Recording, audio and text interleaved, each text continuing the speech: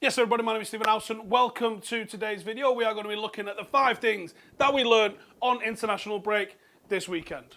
In at number 5, the academy is better than the first team.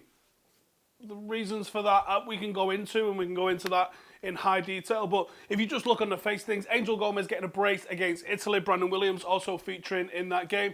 Jimmy Garner continuing this fantastic run of form that he's been on. Now, Jimmy Garner is an all-action, he's a defensive midfielder. He's sort of midfielder that United probably should be giving minutes to, because he is the sort of midfielder that we need in the team right now. Now, Jimmy Garner has scored 11 goals in 60 games from midfield, which is like, okay, that's not a bad return, I guess. It's like, 7 or 8 goals in a calendar season, probably, if he was playing at first team, if that translated into the first team. It's not an amazing return, it's not a bad return. But when you actually drill down into it, he's scored 6 in 7 appearances this season. Now, that's ridiculous for a guy that's considered a little bit of a defensive midfield. And I'm not suggesting that you bring him into the first team, he does anything like continuing that. But someone that's going to get forward, someone that's going to score some goals like that, can't be a bad thing coming from midfield. For me, Jimmy Garner is the next one that needs to be getting his debut, his proper full debut. 1 substitute appearance last season doesn't really count. Jimmy Garner is, considering the lack of options we have in midfield, he is absolutely crying out to be given an opportunity. Number 4. Hardly any of our first team players start. Kind of linking back to what we were talking about in the second ago there, just with the academy, he's better than the first team. Now, Maguire, Rojo, McTominay, they all started. And McTominay played against San Marino, and Maguire in a loss against the Czech Republic, and Rojo started in a friendly. Hardly ripping up trees, is it? The players that are featuring, and then you had the likes of Rashford, Lindelof, De Gea, didn't even start. Worrying times ahead. Now, people that can get excited if they like over Scotland winning 6-0, but the performance of John Guinness aside, I haven't seen anyone getting excited about any performance from anybody. Some people even suggesting that Maguire might have been at fault for one of the England goals that was conceded on Friday night. All in all, a bad weekend for everybody involved with United in terms of first team caps. Christ. Number 3, future career for Dan James. One player who did actually have a half-decent game, certainly earlier in the weekend. Dan James managed to get an assist, put a decent ball into the box, someone got the napper on it, happy days. But then that all appeared to change a little bit, as last night he goes into WWE mode. Rising from the dead like The Undertaker, pretending to be knocked out. Now, for me, when I first saw it, I was like, there's been no contact with the head there. How the fuck is he knocked out? And then Giggs comes out and says he was acting. Now, that's strange, because any sort of simulation like that on a pitch, surely, is yellow card worthy.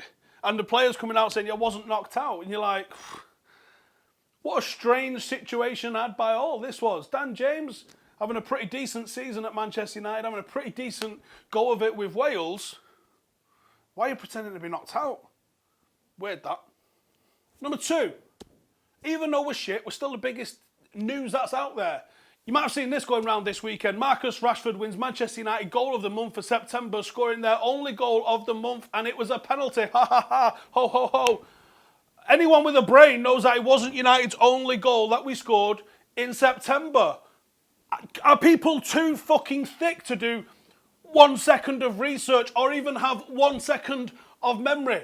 Scott McTominay won Manchester United's Goal of the Month for September for a pretty decent hit against Arsenal. But it wasn't our only goal that we scored. Marcus Rashford wasn't even in the running for Goal of the Month. Yes, United are terrible at the moment. You don't need to fucking lie about it for retweets. The Arsenal fans that came up with it, Arsenal fans, honestly, the biggest glass houses that are out there. Arsenal fans doing it, saying, oh, we had United Twitter on strings. No, you just fucking lied, mate. There's a difference. Number 1, and the best thing about this weekend, United didn't drop any points. But look at the absolute gauntlet that we have got coming up. Following the visit of Liverpool to Old Trafford for the inevitable pumping that we're going to get, United then have got Norwich away, Bournemouth away, and the form we're in. Can you see us really going there and getting 3 points from both of those games? Because I don't think I can. Then we have Brighton at home, and Sheffield United away. Now, normally you look at that and you go, there's probably a good 12 points that United can pick up there comfortably.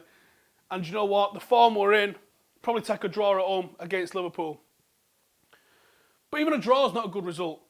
The phrase I always use, and it's taken from Sir Alex Ferguson, don't lose to your opponents away and beat them at home. But are United really contenders at the moment? Are we able to compete with Liverpool? The truth, and the sad truth is, we're not. Liverpool are on this absolutely, literally record-breaking run at the moment. And they come to Old Trafford. Everything is going in their favour. The best we can hope for, realistically, is some sort of absolute scruffy, shithouse, part-the-tank 1-0 win.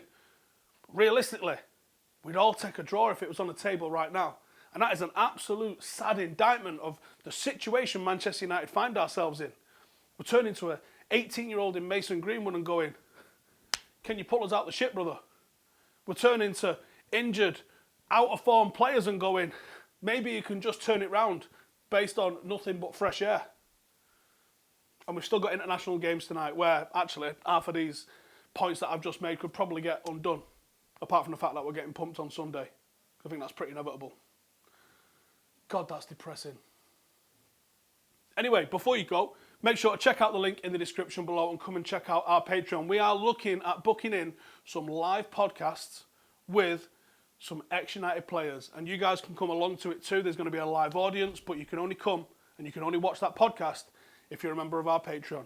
So hit the link below. Check out all of the different benefits that you get for being in the Patreon group, as well as match day stuff. There's also exclusive videos which don't go out anywhere else. Check it out if you fancy joining and supporting the channel. It's less than £1 a month and you get a real good community for it. Thank you guys for watching. Subscribe. I'll see you in the next one.